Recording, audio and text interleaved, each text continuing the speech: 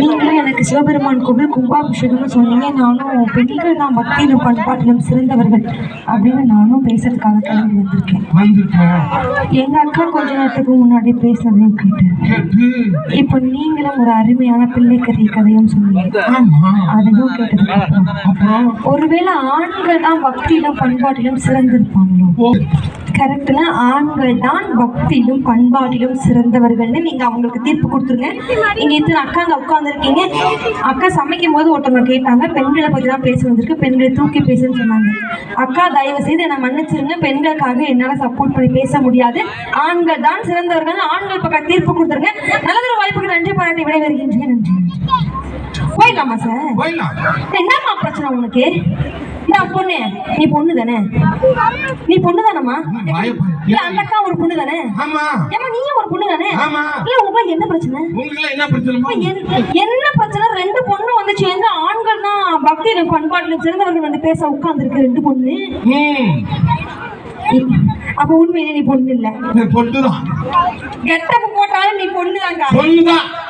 ஆனா ஆம்பளை தூக்கி நிறுத்துது. எண்கள் ஆண் இனத்தை, மீச வைத்த ஆண் இனத்தை, உழுவுகிற ஆண் இனத்தை, தேரோட்டுகிற ஆண் இனத்தை, கட்டை செய்கிற ஆண் இனத்தை, கற்களை உடைக்கிற ஆண் இனத்தை, உழவை ஓட்டுகிற ஆண் இனத்தை பற்றி தூக்கி நிறுத்துகிற ஒரு மாபெரும் இங்கே போர்ப்படை தளபதியாக வீற்றிருக்கிறார்கள்.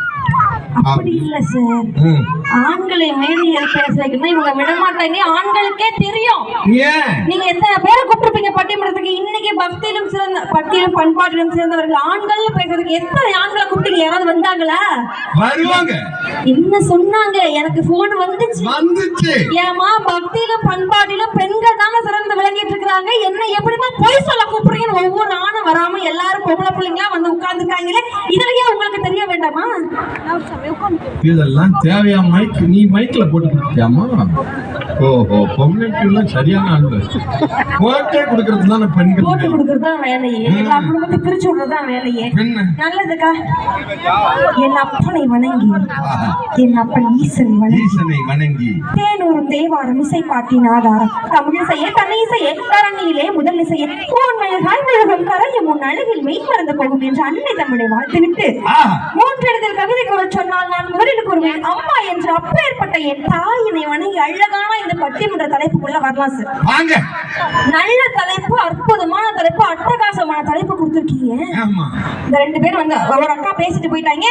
அடிக்கடி சொன்னாங்க, எனக்கு கல்யாணமாய் 7.5 வருஷம் ஆச்சா, கல்யாணமாய் 7.5 வருஷம் ஆச்சா, என் புருஷன் பேர எனக்கு புள்ள இருக்குதான். இந்த ஸ்டேஜ்ல நான் ஒரு உண்மை பதிவு பண்ணிக்கிறேன். ஆகல, கல்யாணம் ஆகல, இங்கே இத்தனை புழுக்குறியாக்கா? நீ உங்க வீட்டெல்லாம் போனா நீ என்னென்ன பேசுவ?